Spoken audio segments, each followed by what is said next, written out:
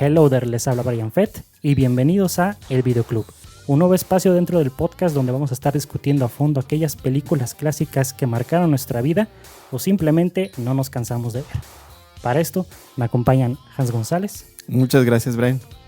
Mero Diego. ¿Qué tal, Brian? ¿Cómo estás? Y directamente del podcast Sala UX a Gregorio Díaz. Hola, Brian, muchas gracias por la invitación. No, pues no hay de qué. Comenzamos esta nueva temporada con Back to the Future o Volver al Futuro, esta gran película de 1985 dirigida por Robert Zemeckis y escrita por él mismo y por Bob Gale y producida por el mismísimo señor Spielberg, Steven Spielberg. Y pues bueno, para empezar me gustaría preguntarles, chavos, ¿se acuerdan de la primera vez que vieron Volver al Futuro? Así si tú estás diciendo una fecha específica, pues no.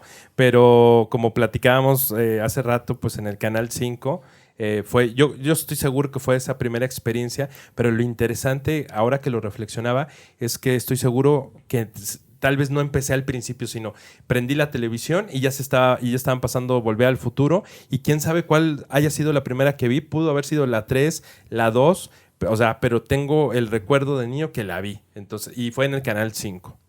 No, yo la verdad, yo sí la vi. Yo la vi en un autocinema. Ah, caray. En la Ciudad de México, y no, era una situación espectacular porque la pantalla era más grande, podías estar dentro de tu vehículo, ¿no? Con tu familia, entonces, pero ver esa película de ciencia ficción, todo lo que nos comentaba, todo lo que planteaba, era muy interesante. Yo sí de haber tenido, no sé, unos 8 años, 10 años aproximadamente, entonces sí era algo, pues la verdad era muy revelador, ¿no? Así como que decías, ya quiero saber qué más pasa en este caso. Exactamente. ¿Tú, Hans? No, yo la primera vez me acuerdo que fue en mi casa. Lo que no sé es si fue que la rentó alguno de mis hermanos o la estaban pasando en el Canal 5, porque lo que sí recuerdo y sí tengo bien presente es que yo todavía estaba en el kinder. Estaba por entrar a la primaria, eso sí me acuerdo, y recuerdo que la película no me llamaba la atención, pero recuerdo que lo que me hizo es el final de la 1, donde el vehículo vuela. Pues tú de niño a veces dices, wow, ¿no? Entonces ya después de ahí se te queda y quieres ver y ver y ver la película, y ya más grande le pones más atención, pero sí fue en esa época.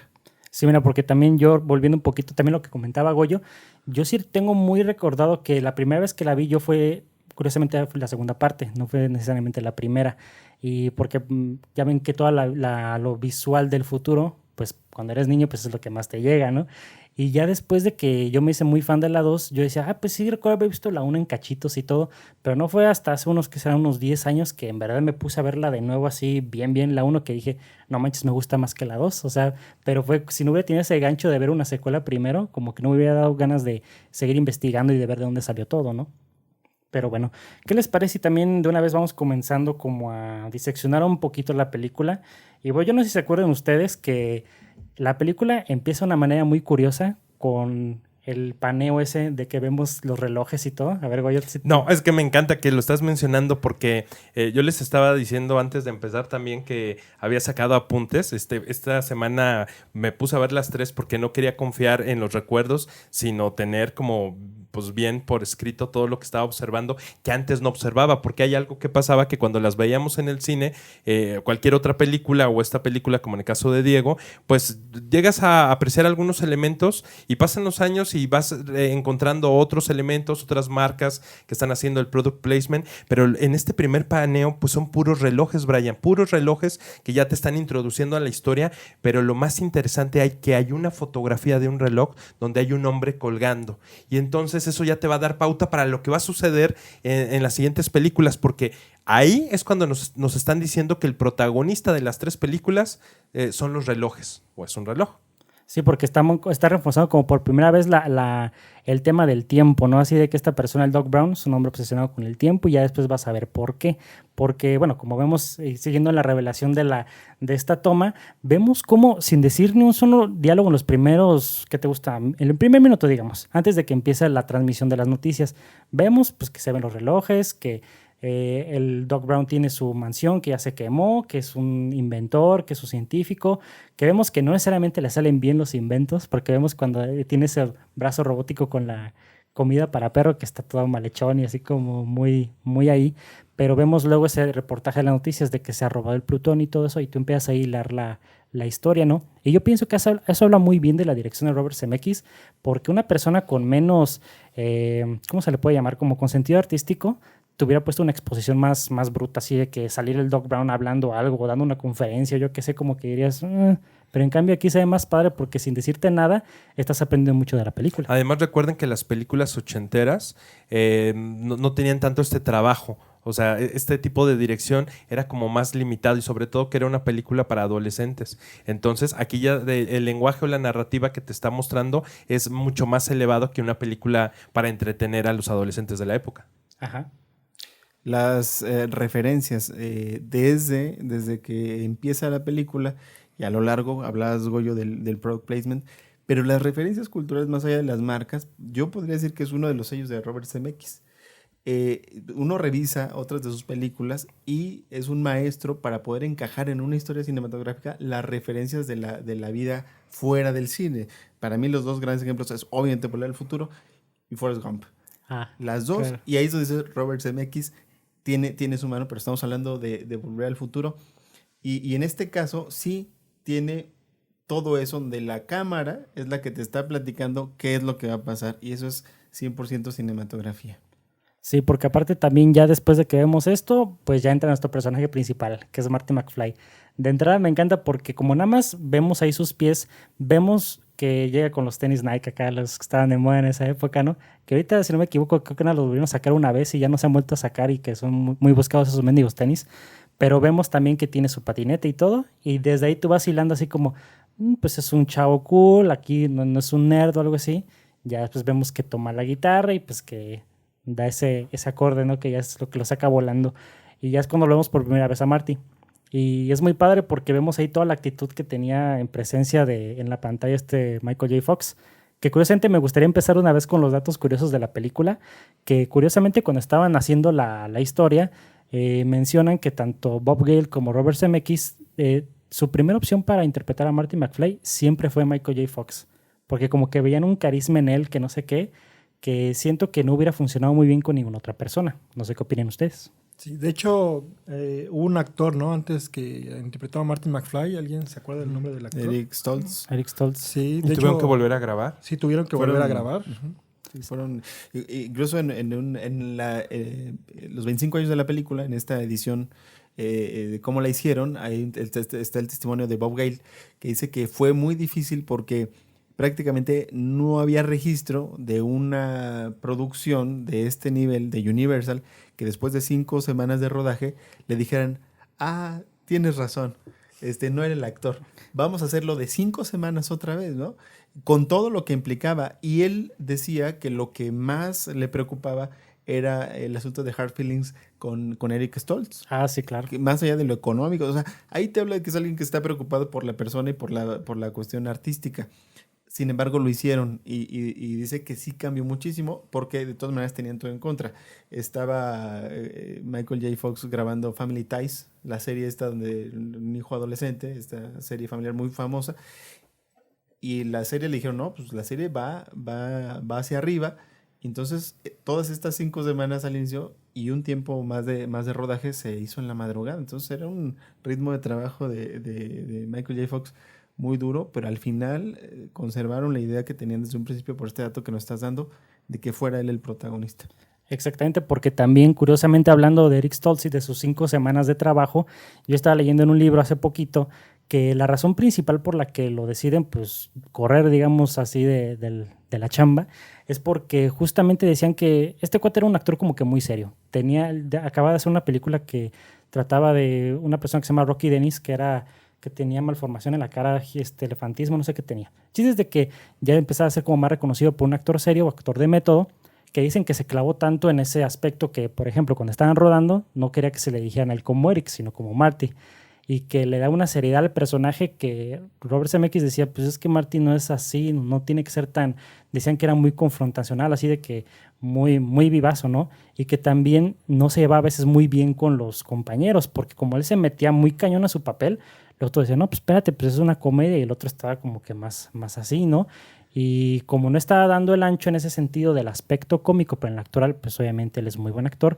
ahí fue cuando también Robert Zemeckis le planteó a Universal de decir, oye, ¿sabes qué? Pues habla con Steven Spielberg y todo, y dicen, pues es una decisión difícil, pero la vamos a hacer, que creo que en ese entonces les llegó a costar unos $5 millones la reproducción de todo lo que estaban haciendo, y que decían que justamente cuando ya estaban así como por debajo de la mesa agarrando a Michael J. Fox y todo, Robert Zemeckis, por indicación de Steven Spielberg, le dijo, tú sigue grabando los últimos días con Eric Stoltz, no le digas nada, así como que tú haz como que todo va bien y ya hasta después le dices para no romper como el ritmo y que no se enteren los medios de que, oye, van a hacer cambio de actor en la película de Volver al Futuro, y así como que aparentarlo todo muy bien, y ya después vimos que se hizo el cambio a Michael J. Fox, que pues que fue mejor para todos nosotros, ¿no? Pues nosotros creemos que sí, porque pues así ya lo vivimos, pero quién sabe qué hubiera resultado. O sea, tal vez hubiera sido una película importante, pero no tan trascendental para la historia del cine. Exactamente, así. De hecho, también les vamos a poner unos clips en YouTube de ahí, esos clips rescatados de detrás de cámaras y de todo, que se ve Eric Stoltz ahí. Y justamente cuando estaba viendo hace poquito la otra vez la película, se ve luego, ¿no? La escena donde está en la cafetería con su papá. Y ves la escena de Eric Stoltz y se ve como que él más, como que el descubrimiento de, es mi papá. Pero cuando ves a Michael J. Fox, lo ves con una mirada que te da un buen de risa, que dices, es que solamente él lo puede hacer. Y ¿no quieres decir algo, güey? No, pero me acuerdo de la expresión de Marty, bueno, de Michael J. Fox, me acuerdo de la expresión. Es que lo sientes muy genuino, porque lo sientes un verdadero adolescente. Y con el otro actor, en las pocas escenas que hemos visto, pues sí parecía como otro tipo de obra, como que hubiera cambiado totalmente el tono de la película. Y luego también, bueno, ya discutiendo también esto y de lo que estamos viendo del avance de la película, vemos que al menos a medida que se está hablando de la estructura del guión, por ejemplo, vemos que al principio de la película, ya después de que se nos introduce a Marty y todo eso, vemos que empezamos a ver situaciones que al principio cualquier otra película dirías, pues es un dato extra o es como una información no tan relevante. Pero vemos que en esta película Volver al Futuro pasan cosas como, por ejemplo, la escena de cuando está con su novia Jennifer y están a punto de darse un beso y llega la señora boteando para lo de la torre del reloj, ¿no? Que en la película al principio dirás, pues eso, ¿para qué? No, nomás es un chiste como para que no se den el beso. Pero después vemos en la película que todo tiene que ver porque le dan el folleto donde él apunta el teléfono de ella y con esa comprueba al doc. De que no, pues es que ella me ama y no sé qué. Como que cositas ya son las que enriquecen la película, ¿no? Justamente cuando platicaba Bob Gale del proceso de hacer el guión, decía que lo hicieron pues al puro estilo de la escritura del guión cinematográfico. Dijeron, a ver, los actos de la película. Primer acto, Marty McFly viaja al pasado. Segundo acto, tiene unas aventuras en el pasado, conoce a sus papás siendo adolescentes como él. Tercer acto, él regresa y ha cambiado toda la historia. Dice, fueron esos 3 actos, pero que las cositas, estos detalles los iban resolviendo diciendo, a ver, ¿quién es Marty McFly? Alguien, un chico que sabe skateboarding, ¿no? Bueno, entonces eso lo va a usar en los otros actos como parte de la trama. Bueno, es que acá, ¿cómo es que recuerda eso? Bueno, nos vamos al principio, pero entonces ellos estaban brincando así y conectando las características de los personajes, esos gags que iban haciendo, esas pequeñas referencias, y así es como las iban conectando. Dice que también andaban haciendo esos brincos, que no fue una escritura de atrás para adelante, sino que empezaron justamente fragmentándola para poder escribir la historia, y lo que nos entregaron al final, por eso todo va encajando de una manera muy natural. Porque ahí en las primeras escenas, no sé si se acuerdan que antes de que suceda lo de la torre del reloj, cuando están boteando, él va a probarse para el festival de las bandas y no queda, pero a mí me quedó muy grabado los adultos que lo están evaluando, porque son como 3 señores, una señora y un chico joven, pero que se ve todo rígido, todo cuadrado, y eso me recordó mucho a las películas de John Hughes, donde los adultos no tienen empatía por los jóvenes y luego se paran cuando escucha que está tocando rock y lo eliminan de este concurso como de talentos o de bandas. Y a mí me llegó el recuerdo de las películas de John Hughes, porque son como el director en la de Breakfast Club, que no son empáticos, que ya son adultos amargados, y entonces creo que eso le da un buen tono a la película, porque Marty pues está enfrentando como este mundo. Entonces y también se va a unir pues al final cuando es lo del baile del océano, bajo el océano, que está tocando. Entonces sí se están uniendo los elementos. Incluso decían, cuando dicen que algo que llame la atención, Marty inventa el skateboard, Marty inventa el rock and roll. ¿No? Entonces todas las cosas dicen, vámonos para atrás porque entonces se convierte en un sueño frustrado, tocar con su banda en un escenario, pero lo realiza cuando está en el pasado, ¿no? Y ahí es donde lo conectan también. Y que por supuesto uno de los jueces de eso de las bandas es nada más y nada menos que Huey Lewis de Huey Lewis and the News, el de la canción de The Power of Love, ¿no? Que eso es también como que un detalle bien curioso, que cómo es posible que él, siendo la estrella de rock, es el que le dice a Marty, es que está sonando muy alto. Así como que de plano, o sea, son esas cositas que dentro del contexto cultural tienen más sentido, pero está padre que lo hayan introducido ahí, ¿no? O sea, como que es parte de lo que hace tan padre la película, yo creo. Y que la canción gusta, hasta para la gente que no ve la película, la canción es un hit, ¿no? O sea, Sí, claro, sí. Al final de cuentas, todo le salió bien. Sí, porque es como que tiene todo ese ritmo ochentero y aparte pues es una estrategia de marketing muy buena, o sea, de que también tuvieran alguien que pegara muy bien con su música, pues para jalar gente a la película y que mínimo por puro interés o porque les gustaba la canción, pues la vayan a ver, ¿no? Y después de esto, ¿qué es lo que seguía? Están ahí, después se van a... con lo de la Acuérdate novia. que el Doc le habla, bueno, él va a su casa Ey. porque iba a pedir el auto prestado para irse con Jennifer al lago. Sí. Y pues se da cuenta que el auto se lo destruye el famoso Biff, que entonces cuando introducen a este personaje, que a veces yo creo que no es tan valorado, pero es uno de los, es el antagonista, es otro de los personajes más importantes que, o sea, yo diría que es Marty, que es el Doc, pero después es Biff. Sí, es Biff. Y está ahí, o sea, esa es como la introducción a la historia con Biff. Y que de ahí te dice, mira, Biff Tannen es el cuate que estuvo bulleando al papá desde la secundaria, ¿no? Entonces ya dices, ahora entiendo por qué. Y justamente con Marty McFly es con quien se tiene que romper esa negra tradición de la familia. Sí, porque me agrada mucho ver que al principio te dan la problemática que tiene Marty en su vida familiar, ¿no? De que vemos que su papá pues es un pelele, que se deja que lo pisoteen y todo eso. Que su mamá es alcohólica, ¿no? Es sí una que... cosa fuerte también. El tío está en prisión. Sí. Y ahorita me encanta porque eso del tío, ¿no? Del tío Joey, que de repente, no, es que ustedes lo metieron a prisión y no sé qué. Y después cuando ya regresa al pasado, que dice, sí, el tío Joey le encanta su cuna. Su corral. Ajá, y que Marty le dice, acostúmbrate a los barrotes, chicos. Se pasó de el Marty. Pero también acuérdense que el Doc, o sea, en ese rato el Doc le dice que lo va a esperar a la 1 de la mañana en el centro comercial. Entonces él ya tenía esa encomienda y pues se duerme Marty y le suena el despertador y se tiene que ir al centro comercial a ver al Doc, que es donde la historia empieza a tener ya más elementos interesantes que tienen que ver con la ciencia y cuando por fin vamos a ver a otro de los protagonistas más importantes, que es el auto. O sea, porque estamos hablando de Marty, estamos hablando del Doc, estamos hablando de Biff, pero también yo creo que merece ese punto especial de ser reconocido, el DeLorean. Sí, porque aparte por su estética tan ochentera, pero a la vez futurista, es un carro que la verdad yo sí me lo compraría si lo viera así a buen precio. Es que era el Cybertruck de la época. Oye, sí es cierto, ¿verdad? Sí, o sea, sí. Y aparte porque vemos también que nos introducimos ahí al personaje también de Einstein, el cachorro y todo, que curiosamente estaba leyendo que en las primeras versiones del guión no era un perro, sino que iba a ser un chango. Y que Steven Spielberg fue cuando les dijo, pues siento que luego los monos como que no les va bien en taquilla. Y que después le habían dicho, pero la película de Clint Eastwood, donde sale el chango y le dice Steven Spielberg, eso señor, era un orangután. Así que hasta la basura se separa. Y ya pues no vemos, así como dice Goya, la introducción del DeLorean y los elementos más de ciencia ficción, porque desde el momento en que entra el DeLorean, pues es un DeLorean modificado aquí, como lo pueden ver aquí en aquí esculturita. Vemos que ya entra el Doc y me encanta cómo sale, porque sale del DeLorean, pero me encanta la primera expresión que vemos como de científico loco, ¿no? Así como que muy, muy, muy avispado, y ya después vemos cómo empieza lo del primer viaje en el tiempo. Sí, no, bueno, pues la estética es muy importante del DeLorean porque desde que lo abre con esa puerta de ala de gaviota, ¿no? O sea, sí. A muchos que no habíamos visto un vehículo como ese, o sea, te impresionaba, ¿no? Decías, o sea, es totalmente futurista ese automóvil, aunque sí tiene toda la estética de los años 80. Uh-huh. Entonces sí, ahí es o sea, como dice Goyo, es un personaje muy importante, ¿no? Y ya después, pues ya pasamos directamente a la parte principal, ¿no?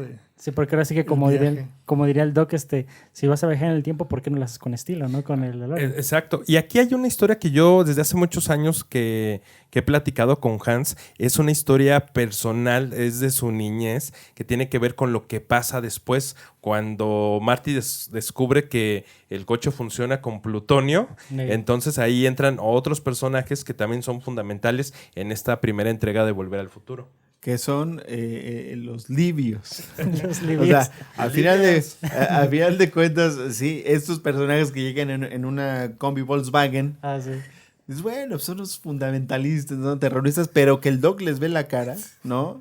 Que les hace una cuestión de pirotecnia para un asunto terrorista y al final de cuentas van a cobrársela y ahí es donde vemos la primera tragedia en la película, que también es interesante porque dices, tampoco es tan trágico porque dices, oh, matan al Doc.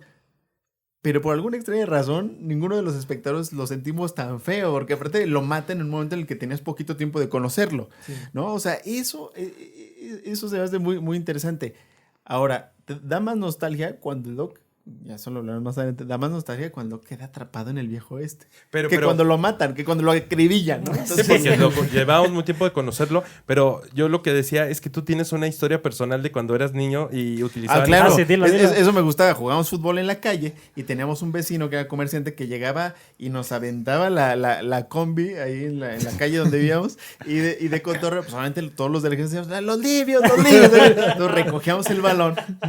Pero era divertido, o sea, al principio lo odiábamos porque decíamos, nos quiere atropellar, no nos deja jugar aquí afuera de su casa, pero después daba mucha risa porque sabíamos que después de entre las 6:30 y las 7 de la noche que estábamos jugando en la calle, sabíamos que era la hora en la que llegaban los libios a querernos matar, ¿no? Entonces todo cuadraba muy bien. Todo cuadraba muy bien porque llegaba un tipo furibundo queriéndonos boicotear nuestro juego o eventualmente atropellarnos. No sé, qué bueno que no lo logró. Pero como nos causaba terror, pues lo asociamos. Decíamos, esa combi, esos eran los libios que nos querían matar, ¿no? Oye, mira qué bonito, ojalá no se hubiera tocado vivir algo así, ¿verdad? Pero mínimo ya tenemos aquí la anécdota. Pero sí, o sea, como dicen ustedes, o sea, cuando matan al Doc, vemos que no había mucha conexión todavía, pero vemos la reacción de Marty, ¿no? De que pues por terror y todo, pues va, se esconde el DeLorean y ¿qué es lo primero que hace? Pues vámonos, ¿no? Y eso es lo padre porque curiosamente el primer viaje en el tiempo que tiene el protagonista es por accidente, no tanto porque dice, no, pues yo voy a hacer esto. Y me encanta que nomás en una parte de exposición cuando está diciendo el Doc de, no, pues puedes ir a tal de 1955. Pues cuando descubrí lo del viaje en el tiempo. Y volvemos a lo mismo. En una película menos habilidosa con el guión hubieran dejado ese detalle ahí. Pero vemos que esto tiene un impacto de inmediato en la historia. Porque cuando regresa Marty a los 50, llega a esa granjita. Y me encanta porque... Del viejo Peabody. De Peabody, porque después vemos qué pasa ahí, Diego, con lo de los cómics. Ahí es cuando sale él con su casco. Recordemos que tenía su casco. Ahí. Sí, y ahí es cuando va corriendo el niño, ¿no? Por su cómic. Sí, y de hecho hace referencia a Darth Vader. Sí, cuando se da cuenta que su papá es fanático de la ciencia ficción, no todo de los cómics, de repente dice, ¿cómo lo comes, güey? Y le pone su Walkman, pone la música de la guitarra de Van Halen. Sí. Entonces es una tortura, ¿no? Para él, y le dice, ¿quién eres? ¿No? Y le dice, soy Darth Vader del planeta Vulcano. Entonces allá es un mashup, ¿no? De cultura. Ajá. Pues realmente de esos años, o sea, no era tan viejo Star Wars, era un hitazo. Y estaban todavía las últimas series de Star Trek, ¿no? Sí. Ahí. Que aparte, bueno, yo puedo mencionar un pequeño paréntesis, que obviamente uno que es fan de Star Wars de corazón, ves que lo mezclan con Star Trek y se me revuelve el estómago, pero mínimo así. Y está muy padre porque pues vemos, como dice Diego, ya que llega el niño con su cómic, ve este mono, ¿no? Sí, no, lo ve y luego lo hace referencia, ¿no? A que son un extraterrestre y más en el auto donde viene, cómo viene vestido. Ahí.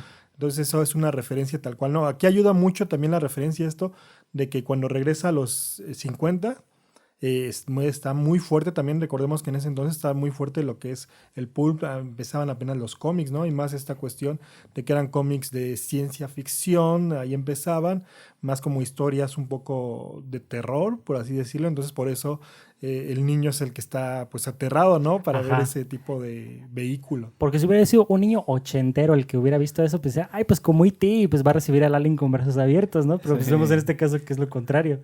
Y ya después vemos que sale, ¿no? Y pasa lo de los pinos. ¿Sí te acuerdas, no, Hans? Suelta un escopetazo Peabody, Peabody. y vuela su buzón y él se lleva, al escapar se lleva uno de los pinos que cuidaba ahí el viejo Peabody, y que eso incluso tiene... O sea, el de Two Pines, que es el centro comercial. Exactamente. O sea, las referencias incluso las vamos a ver en la última película, en la última entrega, cómo todo tiene conexión en tanto los personajes como los espacios físicos. Entonces es increíble. No, y la otra cosa que no solamente era cuestión de... Hablamos de la referencia de Star Wars, Star Trek, hablamos de que la referencia del boom de los cómics en los años 50, pero a mí hay otra más importante, porque cuando ya amanece en Hill Valley y va al café, se encuentra a Gordy Wilson, que es el afroamericano que le dice, yo te conozco, le dice, no, un día voy a ir a la universidad y... Voy a limpiar esta ciudad. Voy a limpiar esta ciudad. Y le dice, sí, tú vas a ser el alcalde. Y le dice,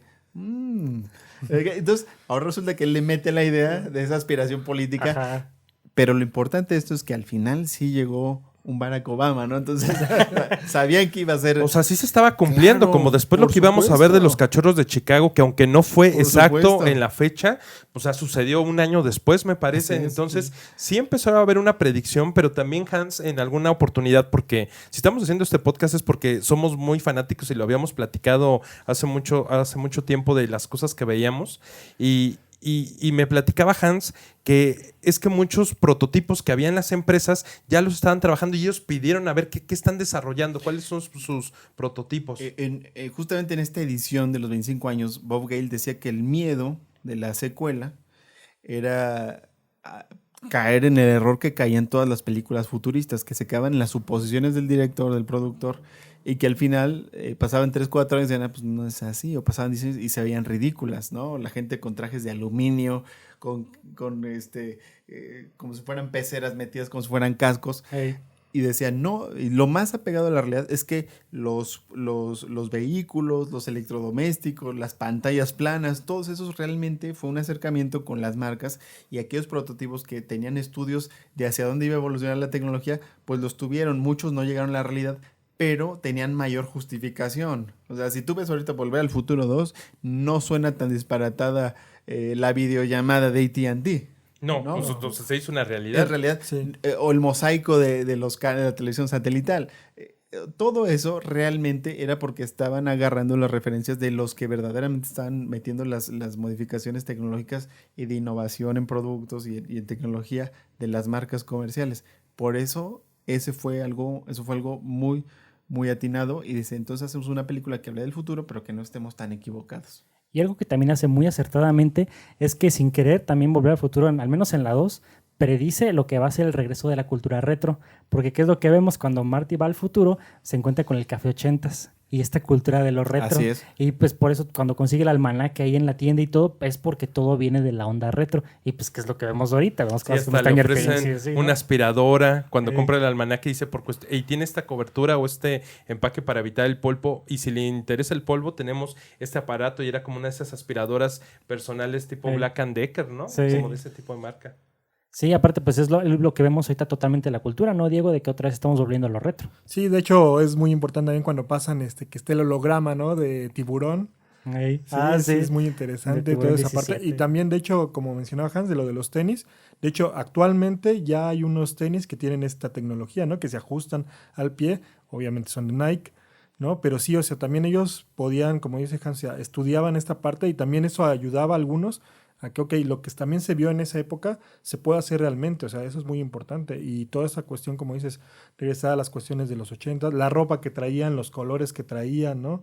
Se podía ver en la patineta, ¿no? O sea, sí, no cambiaba mucho como que la estética, o sea, de los colores, que eran colores totalmente ochenteros, ¿no? Pero estaban en el futuro, o sea, eran los colores fosforescentes. Exactamente. Y siento que ahorita nos estamos adelantando un poquito hacia la parte 2, pero regresando a lo de la parte 1, que es cuando Marty vuelve a los 50, vemos que lo recibe esta canción de Mr. Sandman y todo eso, ¿no? Cuando llega a la plaza y ve todo como era como una época pristina, digamos, porque resulta que como también Robert Zemeckis y Bob Gale nacen en los 50s, pues recuerdan con mucha nostalgia esta época y vemos que eso es todo lo bonito. Que ese es otro de los aciertos. Decían, vamos a ver una película de viaje en el tiempo. Sí, lo mejor es que vayamos para atrás. Película para adolescentes, pero que causará nostalgia a los papás de esos adolescentes. Y lo lograron.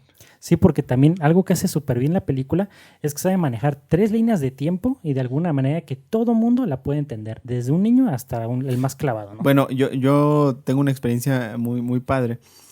Cuando se proyecta Volver al Futuro 1 en el año 2010, por los 25 años de la película, voy al cine y a mí me encantó que había muchos señores y muchas señoras que tenían a niñitos en la sala de cine que no tenían ni idea de lo que era Volver al Futuro. Y estuvo padre porque en la escena final, cuando cae el rayo y desaparece la máquina del tiempo, los niños estaban aplaudiendo en el cine.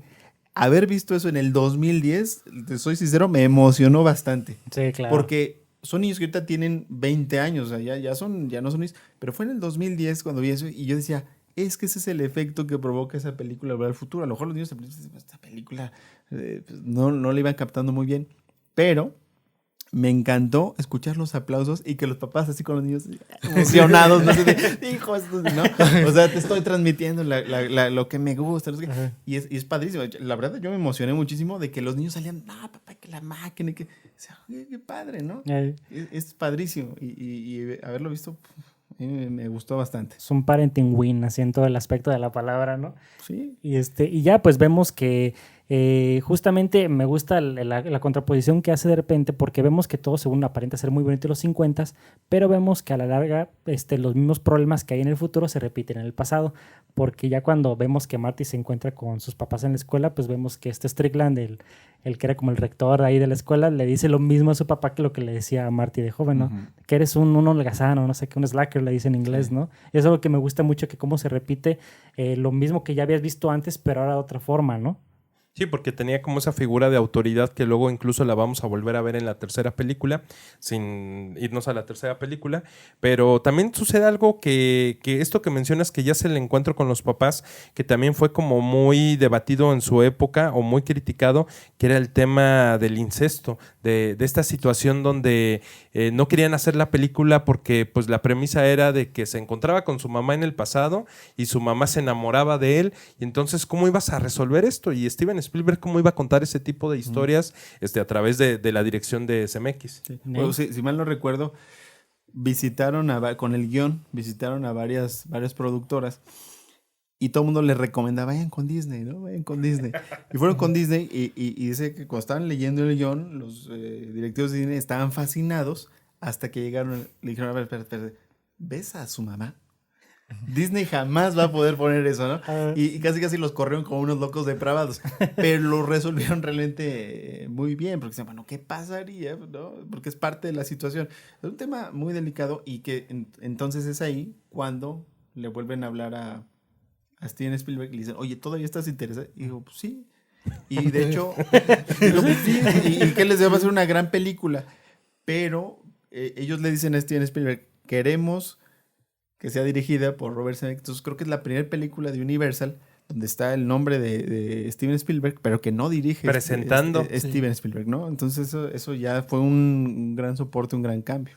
Y ahí está muy interesante porque cuando despierta, que piensa que todo fue un sueño, pues ya se encuentra con la mamá, la ve muy joven, la ve atractiva, ya no la ve alcohólica, ya no la ve obesa, pero pues ella le empieza a decir Calvin y él dice, pues ¿de dónde me estás hablando, Calvin? Sí. Y es también un momento muy importante del product placement que estábamos hablando hace rato, porque entonces ya empiezas a ver de dónde, que también en la 3 va a pasar con lo de Clint, pero aquí él es Calvin. Hey.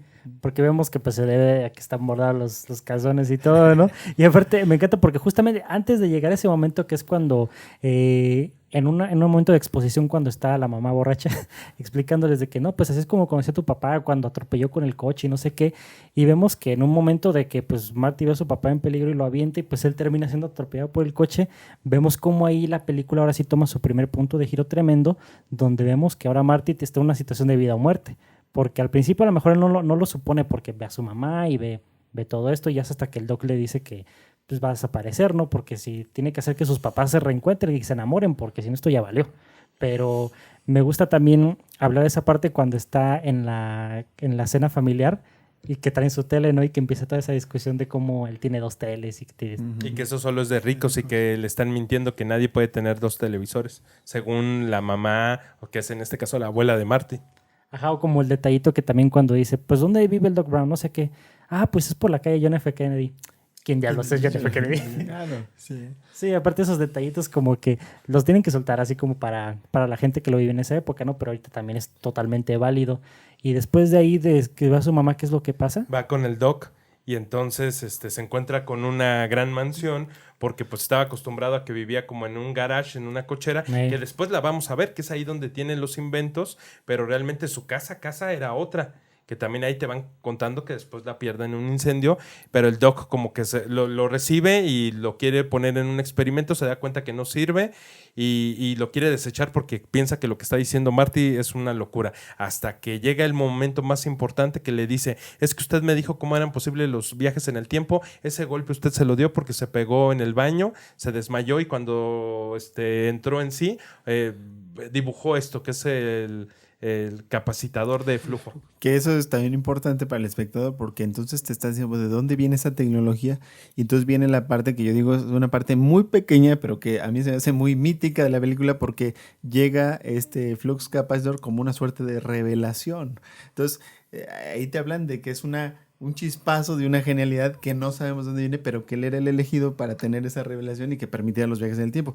Ese es, no necesita más explicación. Vino como una revelación y ya eso es suficiente para que digas, wow, pues está padre, ¿no? Exactamente, y me encanta que al menos en esa época como ahorita también era una cultura donde no tienes que sobreanalizar todo, porque ahorita cómo tendríamos a los chavos en Facebook de, pero es que cómo descubrí el capacitador y dónde está la explicación científica. Espérese, así como que no voy por ahí, chavos, así como, ubícate. Y así, pero vemos ya que después ya cuando en verdad ya le muestra el DeLorean en persona, me gusta lo que dice el Doc, que dice, por fin inventé algo que funciona, porque vemos que pues nomás es un inventor bastante malo. Y eso te empieza a dar la pauta a entender que por eso quizás perdió herencia familiar, además de pues, lo del incendio, pues es que pues, no, tal vez no tenía más recursos, estaba gastando todos sus recursos en el tema de la ciencia, porque tampoco te hablan más allá de su pasado. Aquí termina la primera parte de nuestra discusión de Volver al Futuro, así que no te pierdas la conclusión dentro de 2 días. Gracias por escucharnos.